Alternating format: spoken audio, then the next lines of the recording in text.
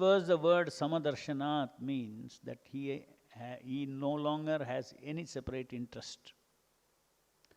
The devotee's interest and the Supreme Personality of Godhead's interest are one. For example, Lord Chaitanya, in the role of devotee, also preached the same philosophy. He preached that Krishna is a worshipful Lord and the Supreme Personality of Godhead, and that the interest of his pure devotees is the same as his own. Sometimes Mayavadi philosophers, due to poor fund of knowledge, define the word Samadarshanath to mean that a devotee should see himself one with the Supreme Personality of Godhead. This is foolishness. When one thinks himself one with the Supreme Personality of Godhead, there is no question of serving him. When there is service, there must be a master. Three things must be there for to be service, for there to be service: the master, the servant, and service. Here it is clearly stated that he who has dedicated his life, all his activities, all his mind and his soul, everything for the satisfaction of the Supreme Lord, is considered to be the greatest person. The word akartuhu means without any sense of proprietorship. Everyone wants to act as a proprietor of his actions so that he can enjoy the result. A devotee, however, has no such desire. He acts because the personality of Godhead wants him to act in a particular way. He has no personal motive. When Lord Chaitanya preached Krishna consciousness, it was not that with the purpose that the people would call him Krishna, the Supreme Personality of Godhead. Rather, he preached that Krishna is Supreme Personality of Godhead and should be worshipped as such.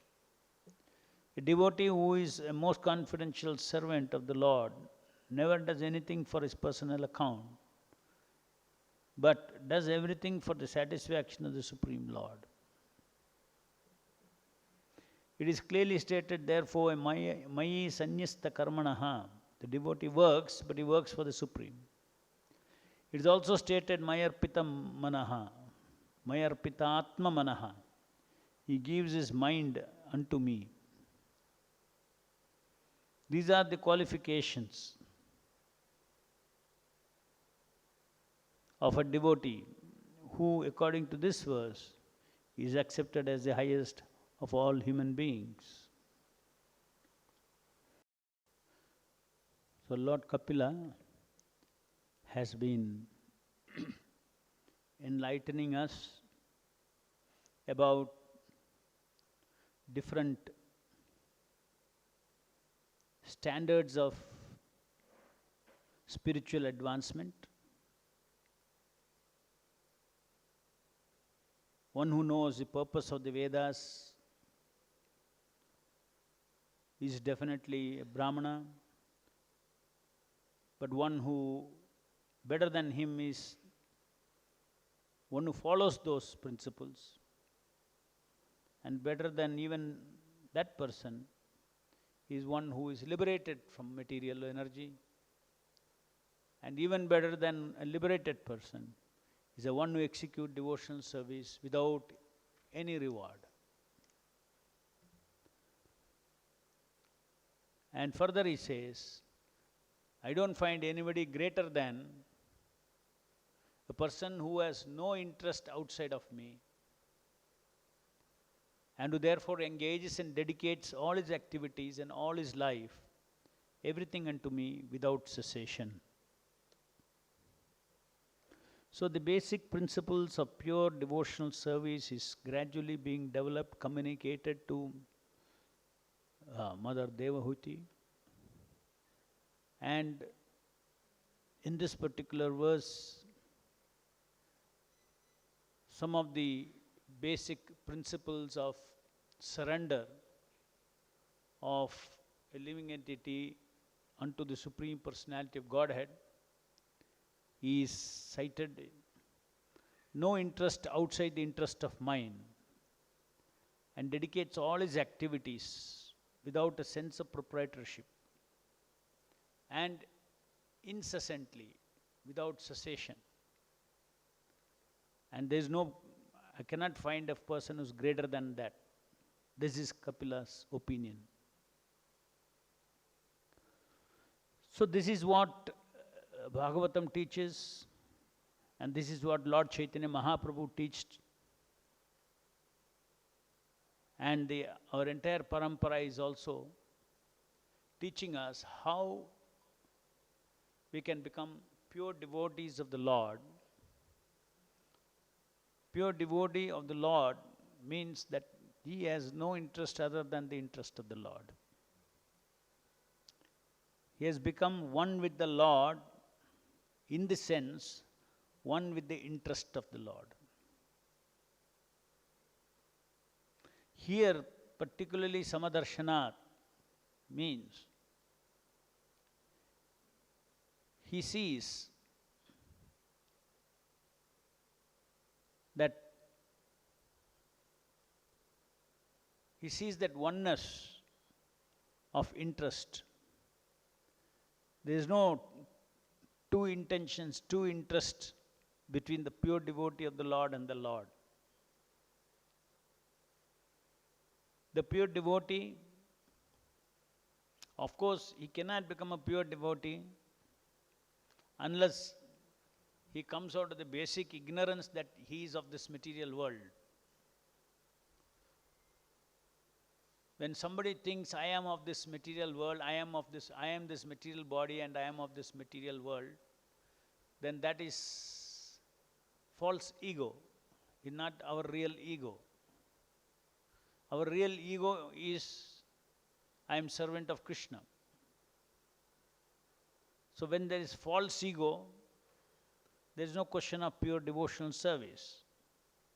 Because invariably, the nature of this body and the mind system, the very fact that we have taken birth in this material body, it means there is always some self-interest, independent interest is always there.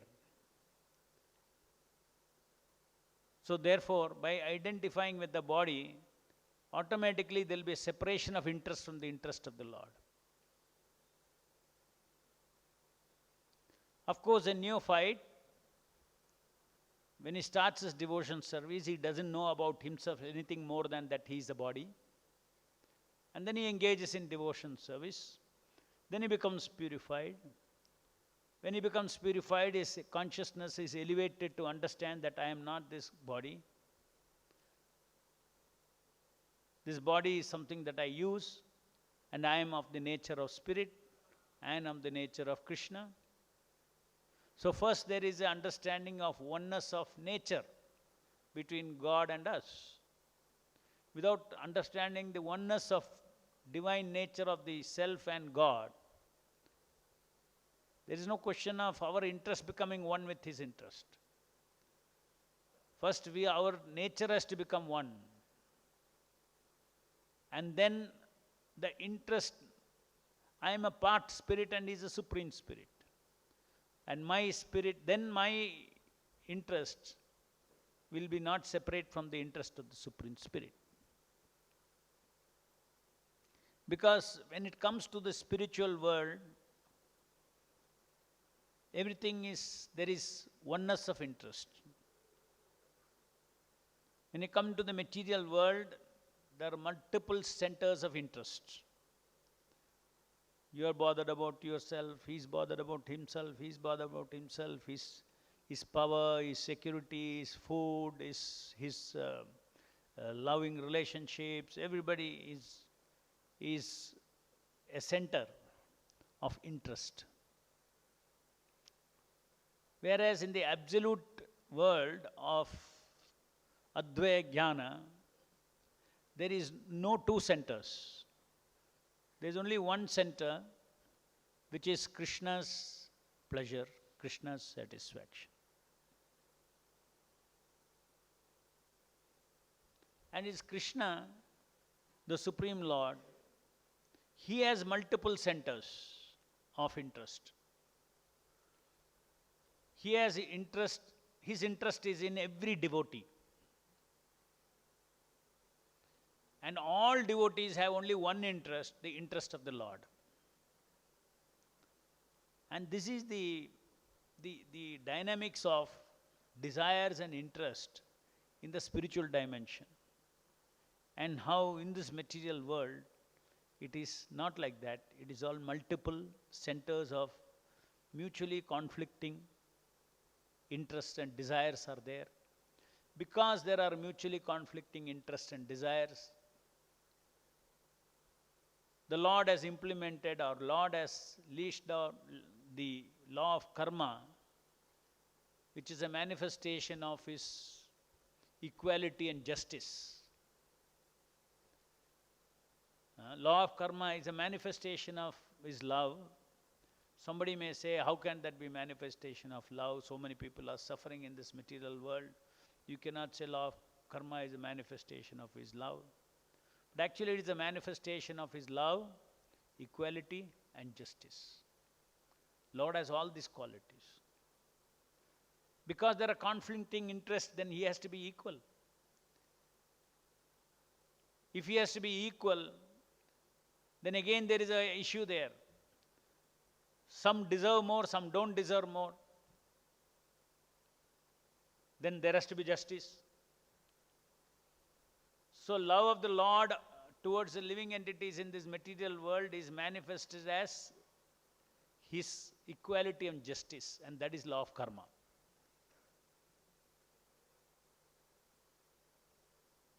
That is the reason why in other philosophies you ask someone that God is all love, why all this suffering is there in the material world? Their philosophy has no answer. God is all good. If God is all good, then why there is bad in this world? The fact is, transcendentally God is all good. Transcendently God is all love. God's all love manifests in this material world in the form of love, equality and justice. In other words, He respects all living entities' free will to be different. And as you are different, as you deserve and desire, the material energy will provide you your rasas, your sense gratification.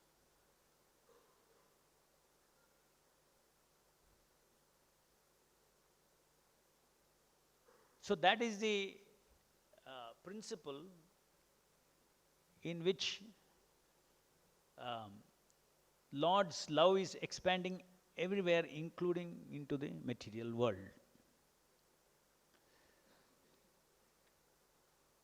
So even in the material world, in the spiritual world, yes, everybody is spirit, everybody is one with the Lord in its interest. In the material world also, a person who becomes a pure devotee can still maintain the interest of the Lord alone as his interest. Provided, basically, of course, in a perfect way he can do that only if he understands that I am one with the Lord in spirit. In the sense, I am spirit, I am not matter. So all these situational personalities that we have, I am this body, I am man, I am woman, all these things, they will still be there. But he does not identify himself with that. It is a role play. I have to play this role for the Supreme Lord. My existential identity is I am servant of Krishna. I may take up many situational identities in order to serve my existential identity, that I am servant of Krishna. So in those different situations, taking different situations, the devotee is always praying, I want to do only those things that are your desire for me to do.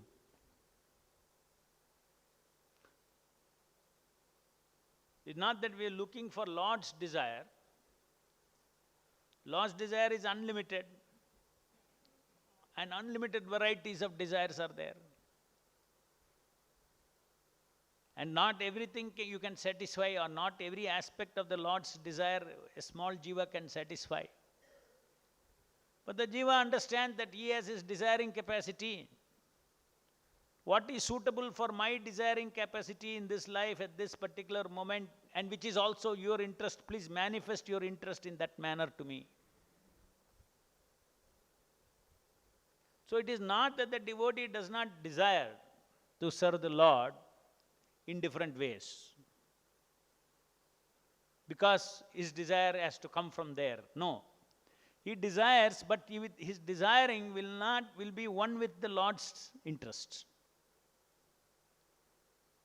So simultaneously, each living entity has got the free will to desire. One should not have desire which is independent of the Lord. Does not mean you should not have desire. Oh, you should become desireless. If at all we make a statement we should become desireless, it means we should become desireless of a particular type of desire. What is that particular type of desire? The desire which is independent, not one with the desire of the Lord.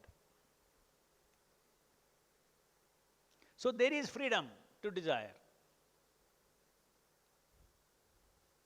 It is not that we are puppets.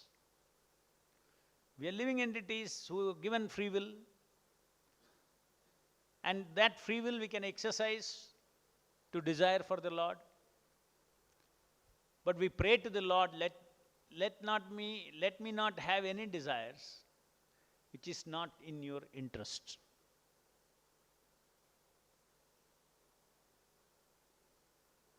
Which is not in your interest. Very common sense understanding. Suppose there is a proprietor of a factory. He may say, by the end of the month, I want this many number of units production. I want 10,000 pieces of this watch to be ready. This is the proprietor. Now everybody within the factory, they will all have different engagements. And it will all be coordinated so that 10,000 pieces are produced. Now, how those 10,000 pieces are produced, there should not be anybody in the factory who is doing anything which will go against the interest of producing 10,000 pieces. Then that is called independent desire. But just because the boss wants 10,000 pieces by the month end, doesn't mean throughout at all levels up to the floor worker, no freedom is given to desire. Yes. Suppose somebody's job is to make a watch dial. 10,000 watches you have to make. He is designing the dial. He has free will, he desires to make a nice watch dial. And there also he prays to the Lord that, my Lord, I hope this will please you. This design will please you. And he will do his job. So there is no contradiction. Following the order of the Supreme Lord, to follow the order of the Supreme Lord, we have to desire within our purview, and that desiring is pure desiring. The fundamental nature of the living entity is free will, desiring everything. Without desire and free will, there cannot be love. We have to desire to offer service to the Lord. Specific desires also we have to desire. Keeping always in mind that may the Lord be pleased, may Guru and Krishna be pleased with the specifics of what we are doing. The Lord is also very happy. The Lord is not thinking that, I have decided everything, every step I have decided. You're all puppet. That means only Lord has got free will, Lord has got desire, everybody else, then we can become stones also. Then we all become like machines. In fact, Lord is expecting that you use your desiring, use your free will. And He is seeing variety, living entities, unlimited varieties of living entities He has created. And the Lord wants, Lord's capacity to enjoy, seated in everybody's heart, is unlimited. The Lord enjoys the activities of His devotees. Each devotee's activities He separately enjoys.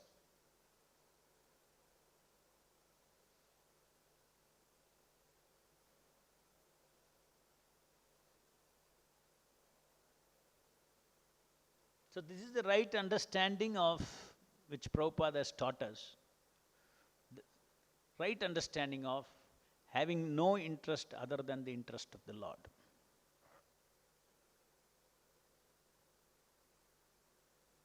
Simultaneously, we have free will. Just like one devotee went to Prabhupada and he asked, Prabhupada, what does Krishna want me to do now?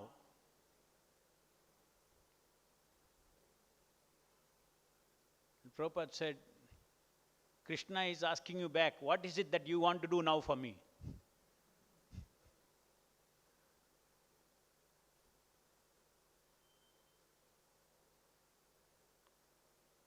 When you decide I want to do something for the Lord is immediately, as long as it is within His interest to please Him, it is a variety. There is creativity.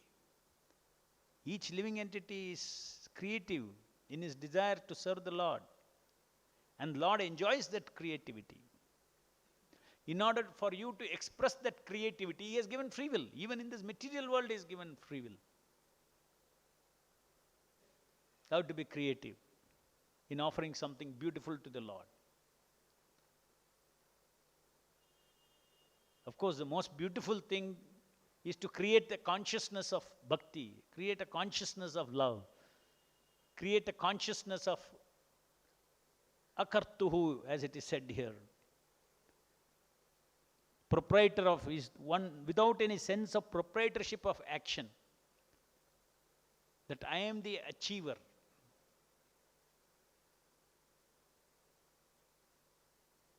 We are doers because we are doing. Because we have free will, so we do. But we are not the proprietor of the results, either in producing the result or in enjoying the result. So fruitive mentality means what? Fruitive mentality means I am the doer and I am the enjoyer of the fruits. Both things. It is not enough if you give only the fruits to the Lord. That is one level of devotional service. Another is the achiever, or that the task is achieved by the Lord. That is the meaning of saying sanctioned by the Lord, is achieved by the Lord. That is, I desire, no doubt, I desire.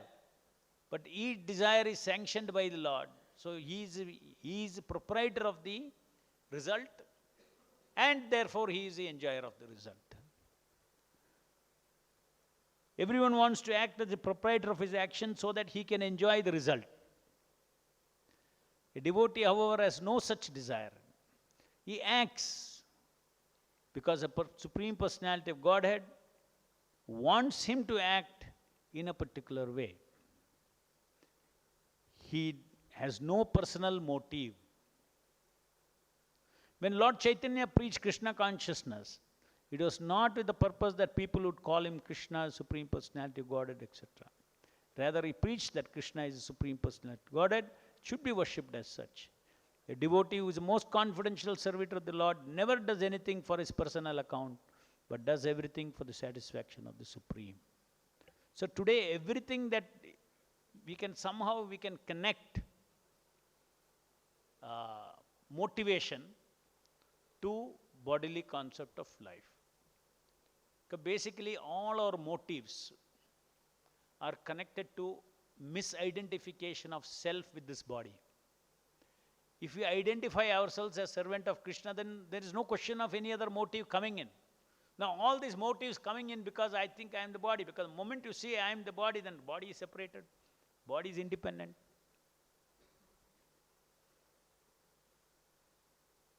So, coming out of the bodily concept, not identifying with this body, but identifying with our existential self. This body is a situational self. It is a situational identity. There is an existential self. My existential self is taking different personality in different bodies. I am a person who manifests different personalities in association with different identities. I am this body, I am male, I am female. Based on that, the person, the soul is the person. That person develops a personality in association with identities of this world. So these identities, these personalities are not me. These personalities are false egos. Why? Because the base of that personality, these personalities are serving whom? Body, family, society. That is this world. Because he thinks I am this body means my existence is this body.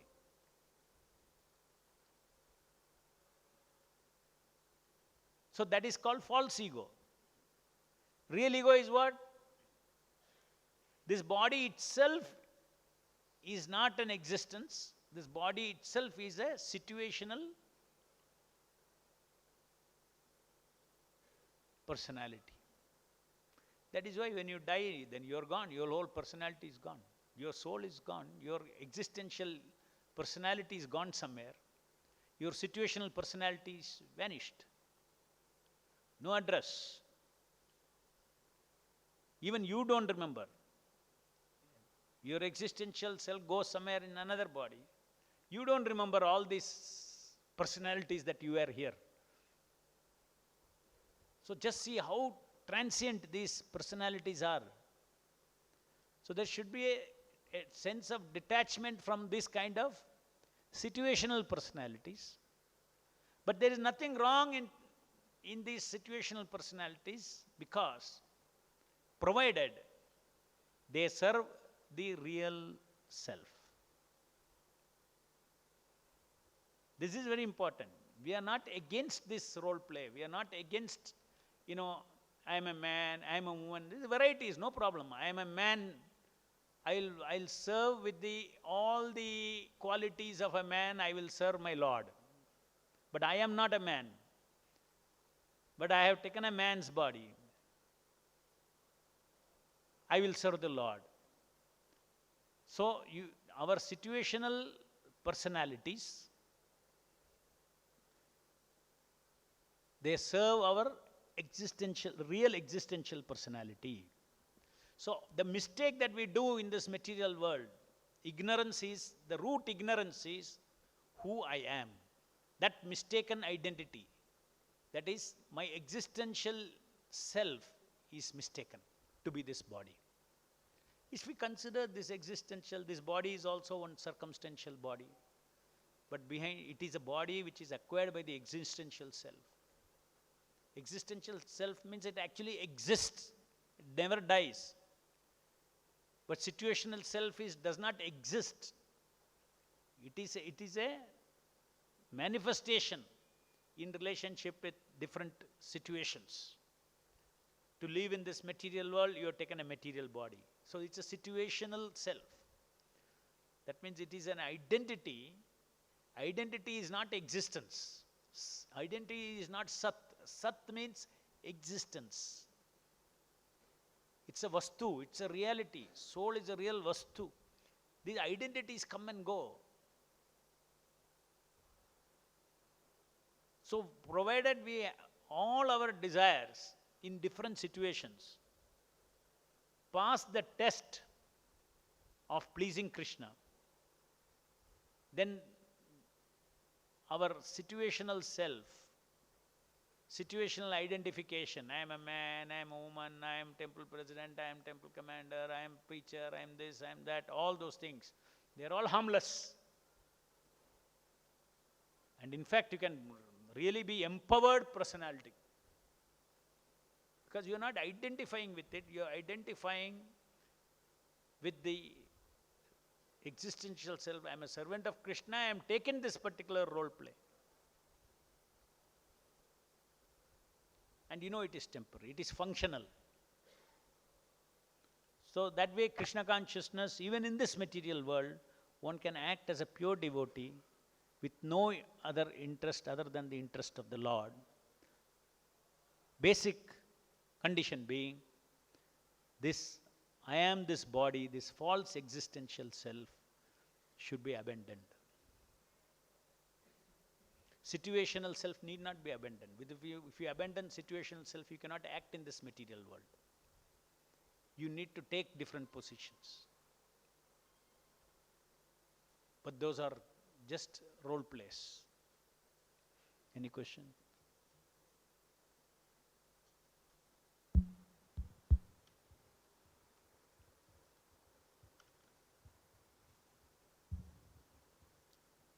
Prabhu, this point you made is very, very important in working within an institution. The point you made that one should work without the sense of proprietorship over either the doership nor enjoying the results. Right.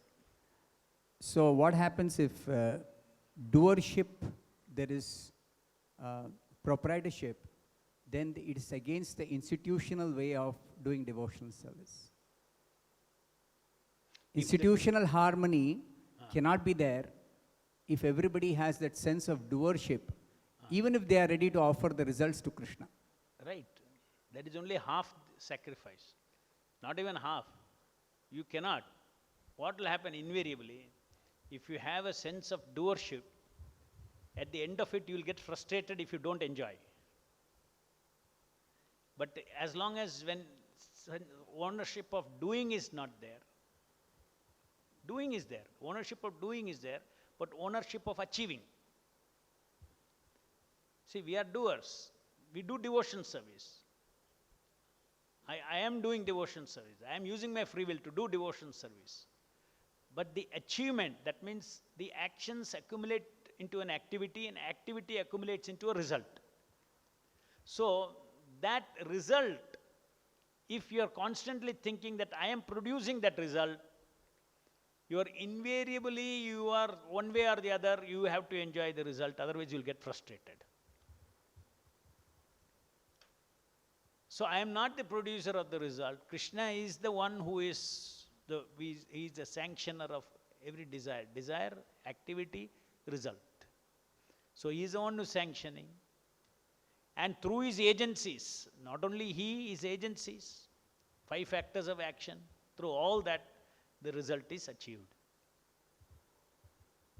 So institutionally it is a fact that if the devotees go on thinking that I achieved. When somebody achieves something in this material world, even in devotees achieved, we glorify devotional service of devotees. Yes, it's very nice. Wonderful achievement, we say that. But the sayer and the hearer both have to understand it in the right spirit. So that is why sometimes you say you should not praise those who cannot take the praise. Even devotees, you cannot simply praise. It's not a free conduct. Go on praising.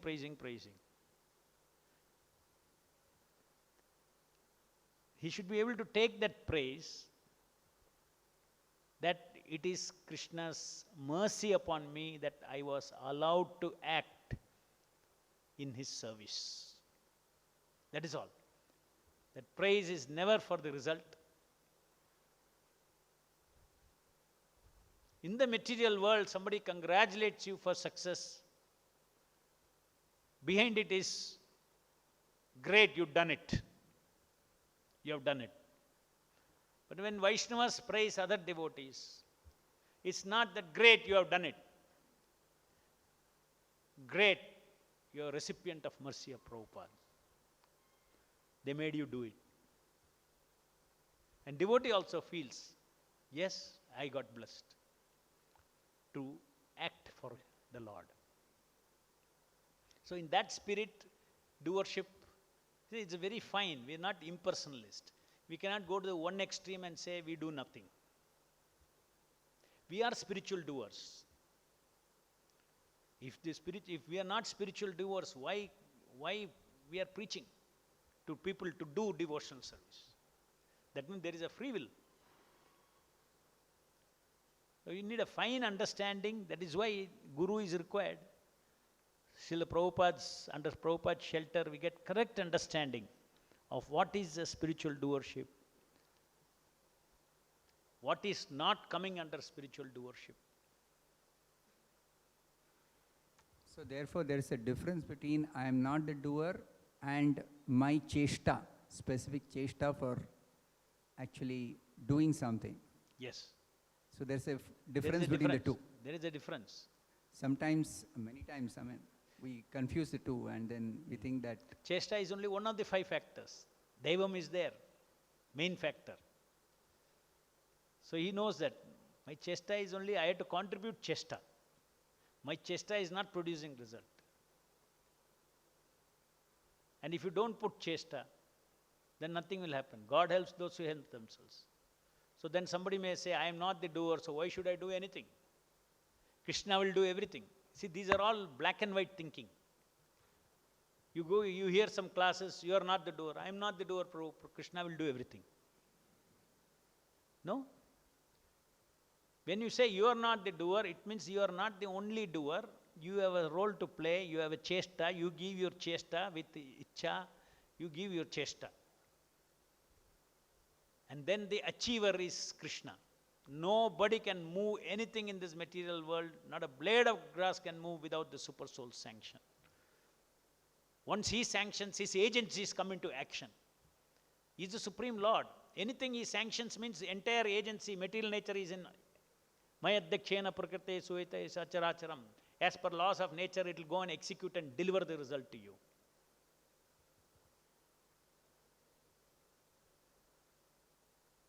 Just like in a court case, the judge gives a verdict. I mean, there it's always, like somebody will win, somebody will lose, all these kind of things. Whatever it is, in the end of it, there is an injunction or there is an operative part, there is a decree, right? Judgment is given, decree is given. The decree is taken and executed through the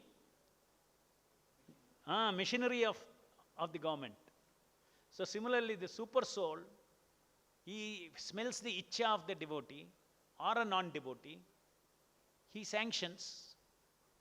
Now that sanction also, when it comes to non-devotees, again he is not directly sanctioning. Kala is handling that agency. But either Kala or Krishna, his plenary impersonal expansion or his own self, has to sanction for the material energy to move to the next configuration where your desire is satisfied. So without his sanction, his agencies don't move. Without his agencies, the result will not come also.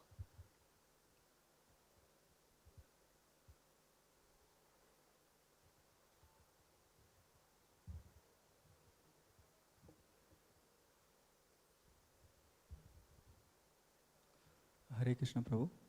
Prabhu, you mentioned that even though identities may be there, situational identities, but still it will, if one does not identify with that, then it will not have an effect. I mean, you told that this situational identity should serve the existential identity that I am servant of Krishna. Right. So in this case, just wanted to ask that if one is doing any service in that he has taken that situational identity, but at the same time he has to know this, that he is this situational identity is serving my existential identity. So how one, actually in practical life, how it is it is happening, Prabhu? Like it's like a dual mode functioning of our consciousness, but No, there is the- no dual. You expand as a situational identity. That means your existential identity expands as a situational identity.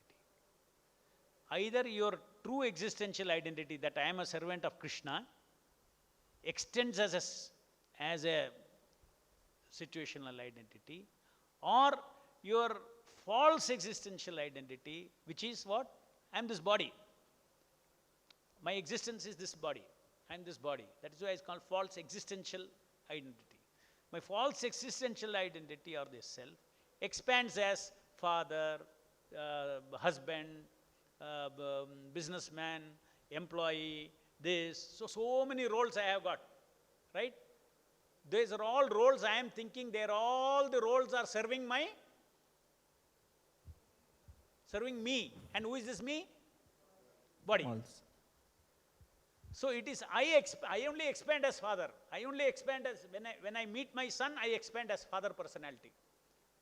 When I meet my wife, I expand as husband personality. When I relate with my employees, I extend as an employer or as a boss. So who is expanding? I am this body is expanding, or I am the servant of Krishna is expanding. So there is no duality. It is a secondary ego. Secondary ego comes from primary ego. Primary ego is I am servant of Krishna. Your primary identity. Then there are many according to situation. That's why I said it is situational identity. Different situations we have got different identity. But those are situational identity for the sake of relationship.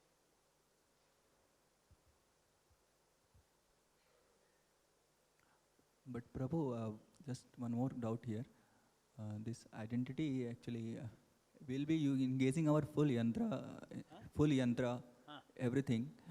So how like this secondary identity and primary identity, like both, means how do we make a difference? We maybe think. Yantra is only instrument. See, first you are a person. Soul is a person, right? Start from this. Forget body. Soul is a person. Okay, let's see this body, this system.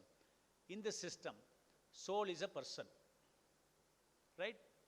A soul is a person. That person has got his constitutional identity. It is one of the qualities of a person. What is that? To have a unique identity.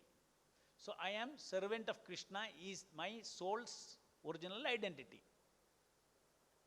Now that original identity I forget. And then I also have the ability to take secondary identities. So here what I take, I enter this body and I think I am this body. That means I take on this false existential self. I am this body. But my soul has still got capacity in different situations to bring out different relational personalities, situational personalities. So what is the base? Whom does this, I am a father to you, to my son. In that relationship, is the pleasure ending at the father, or is the pleasure ending at my eternal identity as servant of Krishna? So all these situational personalities, they are all servant personalities. You can be a servant father, means Krishna's servant father, Krishna's servant son, you can be Krishna's servant husband, you can be Krishna's servant. That means the interest is there. You are taking this role, but the interest is there. Because without these natural personalities, then we cannot function in this material world. That is how we all operate. There are so many situational personalities. Just like you see me, immediately one personality slice is coming out, which has learned how to relate with me. You take your another friend in the brahmacharya ashram. You have a personality slice for each one of them. But that is not you. But that is what your relationship is with this person. But whom is it serving? Does it serve your identity that you are this body? Or does it serve my identity that I am Krishna's servant? If I am Krishna's servant means ultimately Krishna's interest is satisfied, is a goal.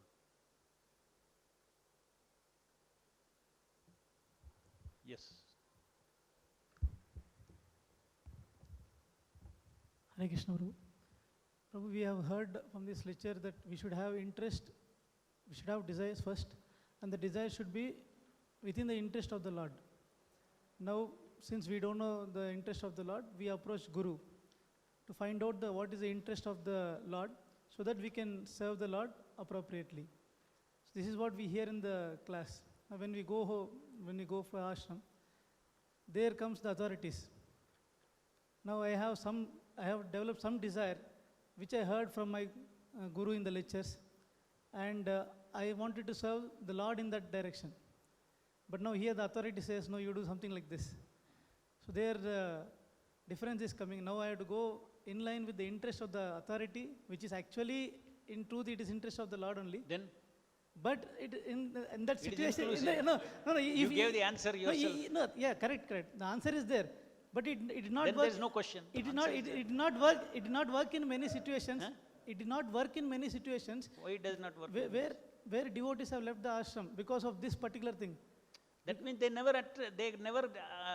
align to the interest of the Lord. Correct. How to protect that particular point? That point where they have to understand. No, this serving the authority is actually serving the line. See, that is why we had to know you need association of devotees to understand the interest of the Lord. I especially told, interest of the Lord is very large. What is important is, what is the interest of the Lord for me in this particular situation? You understand? You cannot just pick up every desire of the Lord and then, okay, I will satisfy it. It doesn't work like that. In your particular situation, because our position is we are the servant of the servant of the servant. Devotion service is always executed even in the spiritual world as a servant of the servant of the servant. Correct? So in what particular way, in particular situation, I should satisfy the desires of the Lord. Now the desire of the Lord, first desire of the Lord is not Lord is every time thinking of what exactly He wants from you. That is very advanced stage. Every moment what He wants from you. At this stage, the Lord wants from you to develop the servant attitude. So therefore the Lord says, doesn't matter whether you are cleaning this table or that table. I am not particular that, my desire for you was to clean this table, but you went and cleaned that table. Therefore you are not satisfied with my desire. These are the kind of, analysis paralysis that the devotees get into. What exactly what the Lord wants me to do now? How do I know that what the authority is telling me is the exact thing? I did it, but that was what Lord wants me to do. So that's exactly what I said in the beginning. At our stage, Lord does not want, not particularly you should do that. Lord is thinking, I want you to do, somehow you do service. You learn first how to be servant of the servant. How do you learn the servant of servant? Do what is asked to do. So develop dasatva. That is the first thing that the Krishna wants you. What is Krishna's desire for you? Krishna's desire for us is to develop dasatva. For developing dasatva, whether you clean this table is okay, that table is okay, no problem, because both are Krishna's table. But this puppet has come. We are not, like in the discussion we had, that we should not be puppets. Desires also have to be there. No, desire is this. Desire is to adopt the desire of what is being told. You have to give that desire. My desire is to be the servant. When you advance yourself with the consciousness that I am servant, then what exact type of servant you want to be will come probably from then, at that time. First, you are not even servant. You are thinking you are master. So the Lord's first desire is that you become servant. So therefore, the devotee should not be a puppet. They should think that I should desire to serve the Lord. Not puppet of, puppet in terms of consciousness. Now this advancing concept, I may think, okay, after 5 years I'm advanced. Now I can, what is this advance? Now after 10 years or 5 years, I may think. You should fully have confidence that Krishna is in control of my life. Just because I am little inattentive on when to exercise my free will, I will miss out. Don't worry. Krishna is waiting. So Krishna will arrange all those things. We are under the internal energy. All these things cannot be worked out by our material intelligence. We cannot work it out with our material intelligence. Our material intelligence cannot answer all the problems or all the questions that you raise in this direction. Our material intelligence cannot. You have to depend on the Lord, because your free will is not the only thing. Lord has to sanction. Lord has so many other aspects of yours under consideration.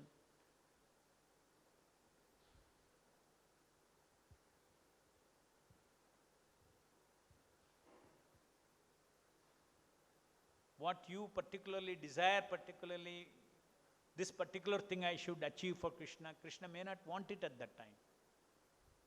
But he may still want your endeavor for that, to teach you something. So you endeavor, struggle, you don't get the result. Now you should not conclude that I struggled, I did not get the result, therefore I never did what Krishna wanted. That is why the result did not come. See, these are all material calculation. Whether result come or not, when I am offering my prana, my service to the Lord is accepting that. In our material world, all thinking is based on result. If the result comes, what I did is right. If the result doesn't come, what I did is not right. So that is not the way devotion service works.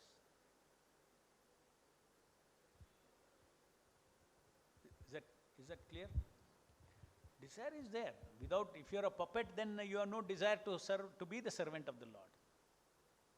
In fact, you need more humility and more desire to be the servant of the servant and the servant of the Lord. It's very easy. Okay, I will follow what Krishna wants to do.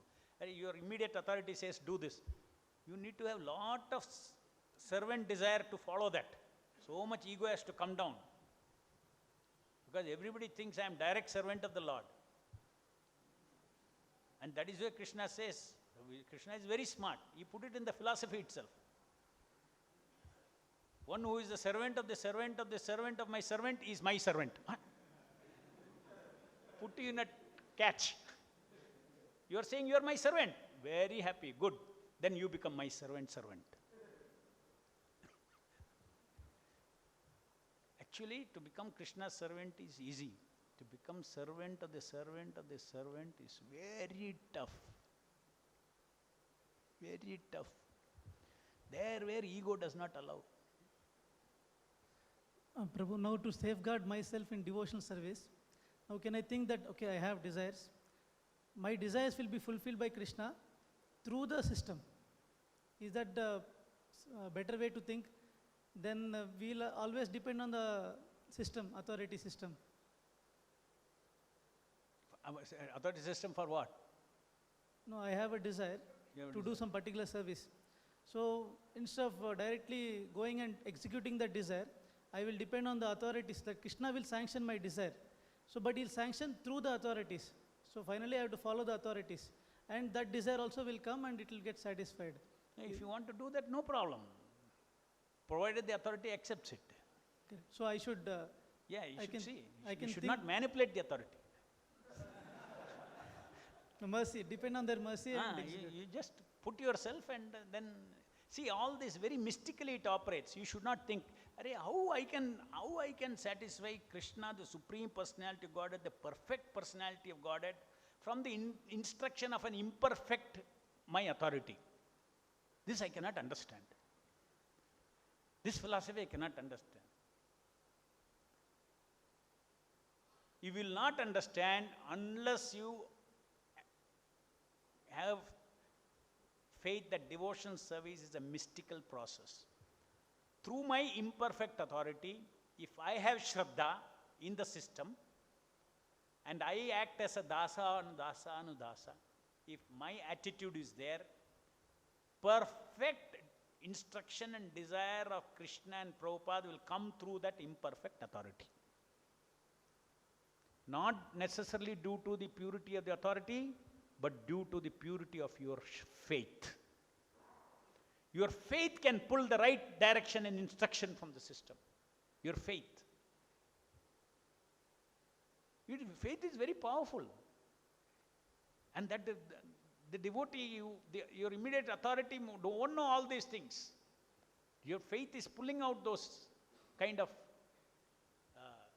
Krishna's mercy. So it's a mystical process. If one has faith and executes his duty in devotion service in the association of Vaishnavas, which is under the system set up by Srila Prabhupada, let's say in our society, set up by Prabhupada, mystically every day you are doing what exactly Krishna wants you to do. You don't have, no need to jump. Grandaraj Srimad Bhagavatam ki jai, Jagat Guru Srila Prabhupada ki jai.